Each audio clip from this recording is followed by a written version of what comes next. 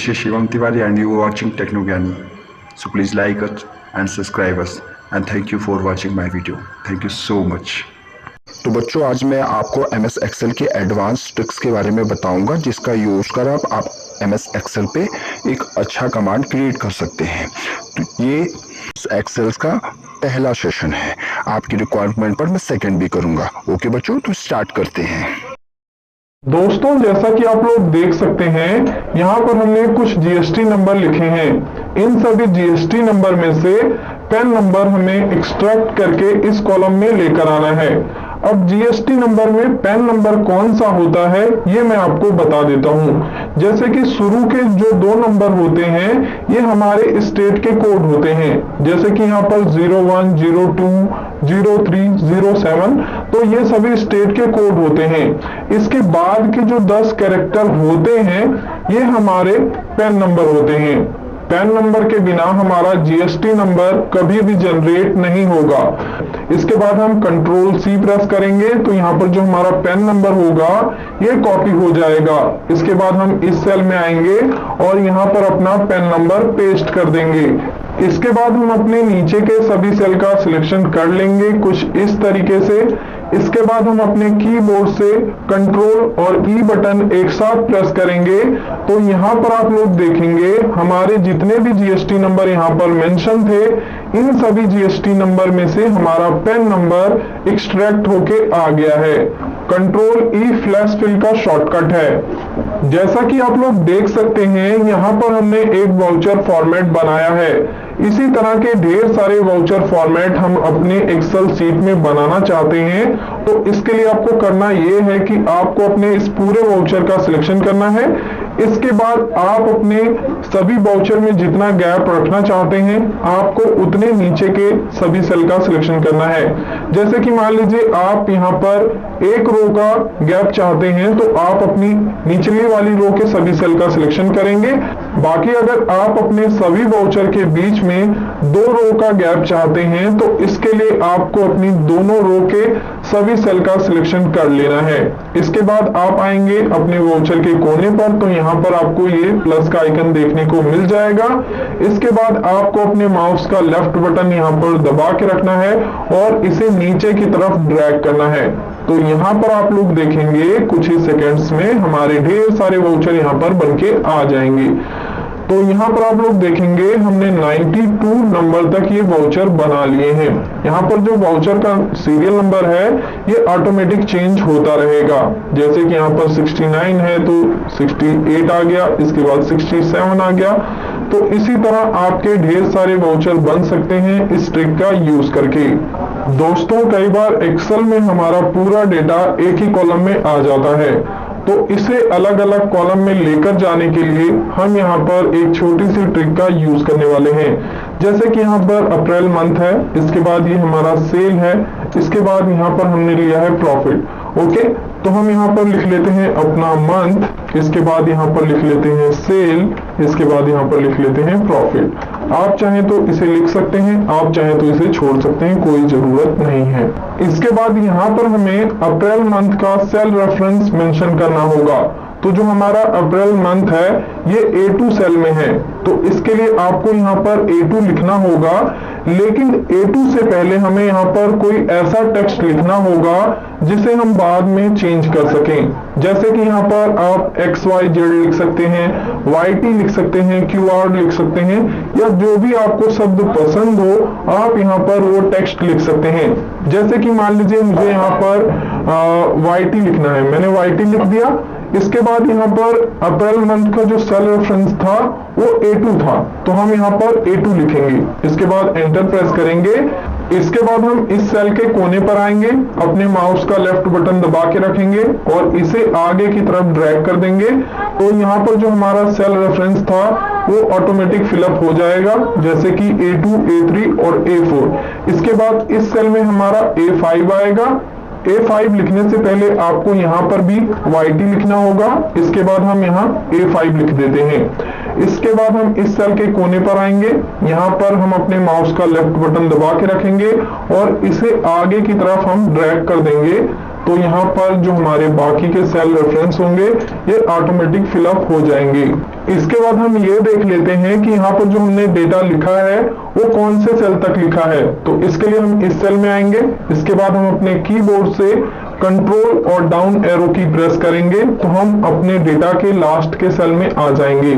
तो यहाँ पर जो लास्ट का सेल है वो है A37। इसके बाद हमें इन सभी सेल का सिलेक्शन करना है। इसके बाद हम कोने पर आएंगे और यहाँ पर अपने माउस का लेफ्ट बटन दबा के रखेंगे और इसे नीचे की तरफ ड्रैग करेंगे और यहाँ पर हमें 37 तक ही ड्रैग करना है। आप चाहें तो नीचे तक भी ड्रैग कर सकते हैं, उससे कोई दिक्कत नहीं आएगी, लेकिन हम यहाँ पर इसे A37 तक ही ड्रैग करेंगे। ओके, इसके बाद यहाँ पर जो हमने YT लिखा था इसे हम रिप्लेस करेंगे इज इक्वल टू से। तो इसके लिए हम अपने कीबोर्ड से कंट्रोल और H बटन एक साथ प्रेस करेंगे तो यहाँ पर रिप्लेस की कमांड ओपन हो जाएगी। इसके बाद यहाँ पर फाइंड व्हाट में हमें YT लिखना है, रिप्लेस विद में हमें इज इक्वल टू लिखना है। इसके बाद यहाँ पर हम रिप्लेस ऑल पर क्लिक कर देंगे तो यहाँ पर आप लोग देखेंगे जो हमारा मंथ वाइज डेटा था वो यहाँ पर निकल के आ चुका है। इसके बाद यहाँ पर हम किसी एक मंथ का डेटा वेरीफाई कर लेते हैं। तो जैसे कि यहाँ पर जून मंथ है, यहाँ पर ये वैल्यू आ रही है 24,73,988। जून मंथ में आए 24,73,988 और यहाँ पर प्रॉफिट आ रहा है 98,960। जून मंथ का प्रॉफिट आ रहा है 98,960। बाकी अगर आप यहाँ पर अपने इस डेटा में कुछ चेंजेस करते हैं तो वो चेंजेस यहाँ पर रिफ्लेक्ट करेंगे। जैसे कि हम यहाँ पर 15,000 कर लेते हैं, एंटर प्रेस करेंगे तो यहाँ पर आप लोग देखेंगे अप्रैल मंथ का जो प्रॉफिट है वो चेंज हो चुका है। इसी तरह मान लीजिए अगर हम मई मंथ की वैल्यू में कुछ चेंजेस करते हैं, जैसे कि मैं यहाँ पर 50 लाख कर देता हूँ, एंटर प्रेस करेंगे तो यहाँ पर वही वैल्यू आ जाएगी जो वैल्यू आप यहाँ पर मेंशन करेंगे। दोस्तों जैसा कि आप लोग देख सकते हैं यहाँ पर हमने कुछ आधार नंबर लिखे हैं, लेकिन यहाँ पर जो आधार नंबर का फॉर्मेट होता है वो कुछ इस तरीके से होता है। मतलब हमारे 4 अंक के बीच में थोड़ा सा स्पेस होता है, उसके बाद 4 अंक होते हैं, उसके बाद स्पेस होता है, उसके बाद 4 अंक होते हैं। तो अगर आपको कुछ इस तरह का फॉर्मेट चाहिए तो इसके लिए हम यहाँ पर यूज करने वाले हैं टेक्स्ट फॉर्मूला। तो आपको आना है इस सेल में, यहाँ पर आपको इज इक्वल टू का साइन लगाना है। इसके बाद यहाँ पर हम टाइप करेंगे टेक्स्ट, इसके बाद ब्रैकेट ओपन करेंगे। इसके बाद यहाँ पर हमें अपनी वैल्यू का सिलेक्शन करना है तो हम इस सेल में क्लिक करेंगे। इसके बाद यहाँ पर हमें लगाना है कोमा। इसके बाद यहाँ पर हम लगाएंगे डबल कोट्स। इसके बाद हम यहाँ पर 4 बार 0 टाइप करेंगे, स्पेस देंगे। आप यहाँ पर जितना स्पेस देना चाहें दे सकते हैं, इसमें आपको किसी तरह की दिक्कत नहीं आएगी। इसके बाद हम फिर 4 बार 0 टाइप करेंगे, स्पेस देंगे, फिर स्पेस दे देते हैं। इसके बाद हम फिर यहाँ पर 4 बार 0 टाइप करेंगे और यहाँ पर हम डबल कोट्स लगाएंगे, ब्रैकेट बंद करेंगे और एंटर प्रेस कर देंगे। तो यहाँ पर आप लोग देखेंगे ये जो आधार था वो इस फॉर्मेट में आ चुका है। इसके बाद इस फॉर्मूला को बाकी के सेल में पेस्ट करने के लिए हम यहाँ पर इस सेल के कोने पर आएंगे और डबल क्लिक कर देंगे तो ये जो फॉर्मूला है ये बाकी के सेल में पेस्ट हो जाएगा। दोस्तों यहाँ पर हमने कुछ इस तरह का डेटा लिया है। इस पूरे डेटा में कुछ ब्लैंक सेल भी हैं। हम इन सभी ब्लैंक सेल में ये चाहते हैं कि इनमें कोई कस्टम टेक्स्ट लिखकर आ जाए, जैसे कि पेंडिंग का, ओवरड्यू का या होल्ड का या डेटा नॉट अपडेटेड, कुछ इस तरह का। तो इसके लिए आपको अपने इस पूरे डेटा का सिलेक्शन करना है। इसके बाद आपको अपने कीबोर्ड से F5 की प्रेस करना है तो यहाँ पर गो टू का विंडो आ जाएगा। इसके बाद आपको यहाँ पर स्पेशल पर क्लिक कर देना है। इसके बाद आपको यहाँ पर ब्लैंक पर क्लिक करना है। इसके बाद ओके पर क्लिक कर देंगे तो यहाँ पर हमारे जितने भी ब्लैंक सेल होंगे ये सभी हाईलाइट होने लगेंगे। बाकी अभी आपको अपनी इस पूरी एक्सेल शीट में कहीं पर भी क्लिक नहीं करना है। इसके बाद यहाँ पर जो ब्लैंक सेल सिलेक्ट हुए हैं इन सभी को हम कोई कलर दे देते हैं। तो इसके लिए हम जाएंगे होम टैब में, फिल कलर में आएंगे, यहाँ पर क्लिक करके हम यहाँ से अपना कोई कलर चूज कर लेते हैं। जैसे कि मैं यहाँ पर ये येलो कलर ले लेता हूँ। यहाँ पर जो हमारा एक्टिव सेल है वो C2 है। अगर कोई टेक्स्ट हमें लिखना है तो वो हम इसी सेल में लिखेंगे, लेकिन हमें कहीं पर भी क्लिक नहीं करना। जैसे कि हम यहाँ पर लिख लेते हैं पेंडिंग।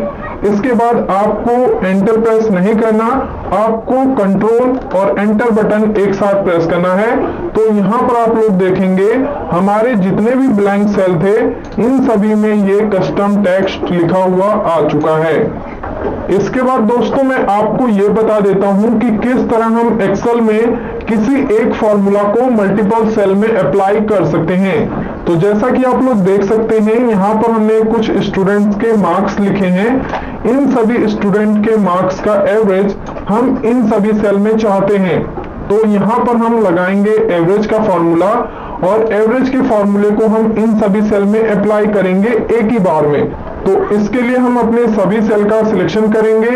इसके बाद एक्टिव सेल हमारा ये है, हम यहाँ पर अपना फॉर्मूला लिखना स्टार्ट करेंगे। तो यहाँ पर हम लगाएंगे इज इक्वल टू, इसके बाद यहाँ पर टाइप करेंगे एवरेज, ब्रैकेट ओपन करेंगे। इसके बाद इस पूरी रेंज का सिलेक्शन करेंगे, ब्रैकेट बंद करेंगे। इसके बाद आपको यहाँ पर एंटर प्रेस नहीं करना, आपको कंट्रोल एंटर प्रेस करना है। तो यहाँ पर आप लोग देखेंगे हमारे जितने भी सेल थे इन सभी सेल में हमारा एवरेज का फॉर्मूला लग चुका है। दोस्तों मान लीजिए आप एक्सेल में अपने मल्टीपल सेल में कोई एक वैल्यू या कोई टेक्स्ट लिखना चाहते हैं, तो इसके लिए आपको उन सभी सेल का सिलेक्शन करना है जितने सेल में आप अपना टेक्स्ट या वैल्यू लिखना चाहते हैं। इसके बाद मान लीजिए मुझे यहाँ पर इन सभी सेल में चंदन लिखना है, तो मैंने यहाँ पर चंदन लिखा और कंट्रोल एंटर प्रेस किया, तो इन सभी सेल में हमारा चंदन लिखकर आ गया है। एक बार मैं इसे आपको दोबारा करके दिखाना चाहूंगा। जैसे कि हम अपने मल्टीपल सेल में कोई एक वैल्यू लिखना चाहते हैं, तो इसके लिए हम उन सभी सेल का सिलेक्शन करेंगे। इसके बाद यहाँ पर इन सभी सेल में जो भी हमें वैल्यू लिखनी है उस वैल्यू को हम लिखना यहाँ पर शुरू करेंगे। इसके बाद हम अपने कीबोर्ड से कंट्रोल और एंटर बटन एक साथ प्रेस करेंगे। तो यहाँ पर आप लोग देखेंगे हमने जितने भी सेल सिलेक्ट किए थे उन सभी सेल में हमारी एक ही वैल्यू फिल हो चुकी है। दोस्तों मान लीजिए आपके पास कुछ इस तरह का डेटा है। आपके डेटा में प्रत्येक एंट्री के बाद एक ब्लैंक रो है और आप इन सभी ब्लैंक रो को एक ही बार में डिलीट करना चाहते हैं। तो इसके लिए आपको इस पूरे डेटा का सिलेक्शन कर लेना है। इसके बाद आपको अपने कीबोर्ड से F5 की प्रेस करना है, तो यहाँ पर गो टू का विंडो आ जाएगा। इसके बाद आपको स्पेशल पर क्लिक करना है। इसके बाद आपको यहाँ पर एक ब्लैंक्स का ऑप्शन मिल जाता है, तो हम इस पर क्लिक करेंगे। इसके बाद ओके पर क्लिक कर देंगे। तो यहाँ पर आप लोग देखेंगे हमारी जितनी भी ब्लैंक रो थी ये सभी सिलेक्ट हो गई हैं। इसके बाद आपको अपनी सीट में कहीं पर भी क्लिक नहीं करना। इसके बाद यहाँ पर जो सेल हाईलाइट हो रहे हैं आपको इस सेल में आना है और यहाँ पर आपको अपने माउस का राइट बटन प्रेस करना है। इसके बाद आपको यहाँ पर एक डिलीट का ऑप्शन मिल जाता है, तो हम सिंपली इस डिलीट वाले ऑप्शन पर क्लिक करेंगे। इसके बाद आपको यहाँ पर जो थर्ड ऑप्शन दिखाई दे रहा है इंटायर रो का, तो यहाँ पर हमें रो को डिलीट करना है, तो हम इंटायर रो पर क्लिक करेंगे। बाकी अगर आपके डेटा में ब्लैंक कॉलम है और आप उसे डिलीट करना चाहते हैं तो आप यहाँ इंटायर कॉलम पर क्लिक करेंगे। तो यहाँ पर हमें रो को डिलीट करना है, तो इसके लिए हम यहाँ इंटायर रो पर क्लिक करेंगे।